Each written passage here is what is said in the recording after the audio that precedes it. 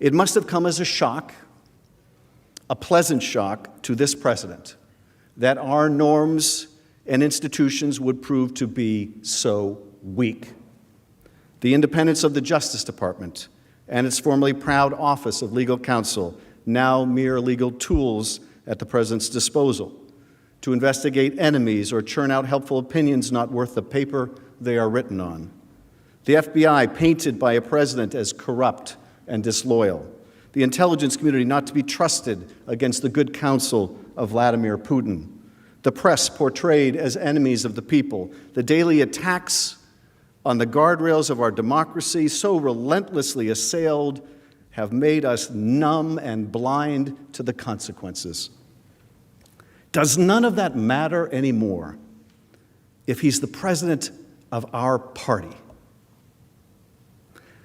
I hope and pray that we never have a president like Donald Trump in the Democratic Party, one that would betray the national interests and the country's security to help with his reelection. And I would hope to God that if we did, we would impeach him, and Democrats would lead the way. But I suppose you never know just how difficult that is until you are confronted with it. But you, my friends, are confronted with it.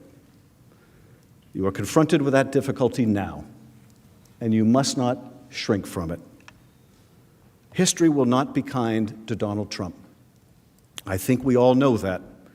Not because it will be written by never-Trumpers, but because whenever we have departed from the values of our nation, we have come to regret it, and that regret is written all over the pages of our history. If you find that the House has proved its case and still vote to acquit, your name will be tied to his with a cord of steel and for all of history.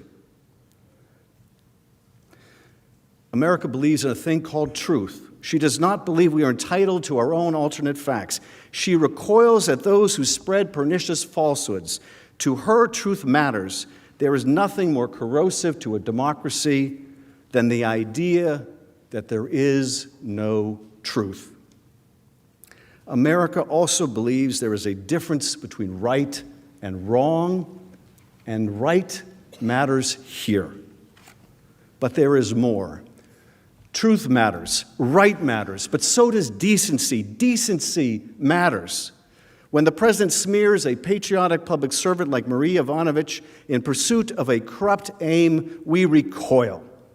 When the president mocks the disabled, a war hero who is a prisoner of war, or a Gold Star father, we are appalled. Because decency matters here.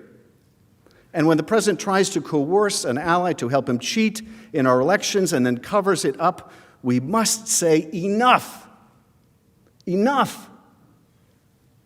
He has betrayed our national security, and he will do so again. He has compromised our elections, and he will do so again. You will not change him. You cannot constrain him. He is who he is. Truth matters little to him. What's right matters even less, and decency matters not at all.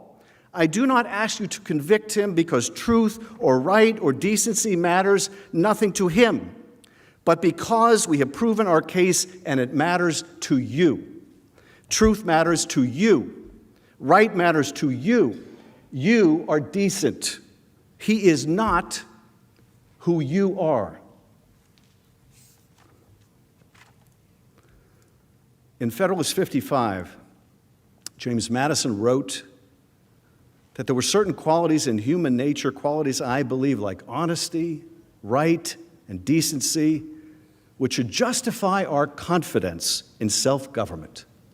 He believed that we possessed sufficient virtue, that the chains of despotism were not necessary to restrain ourselves from destroying and devouring one another. It may be midnight in Washington, but the sun will rise again. I put my faith in the optimism of the founders. You should too. They gave us the tools to do the job, a remedy as powerful as the evil it was meant to constrain, impeachment. They meant it to be used rarely, but they put it in the Constitution for a reason, for a man who would sell out his country for a political favor, for a man who would threaten the integrity of our elections, for a man who would invite foreign interference in our affairs, for a man who would undermine our national security and that of our allies, for a man like Donald J. Trump.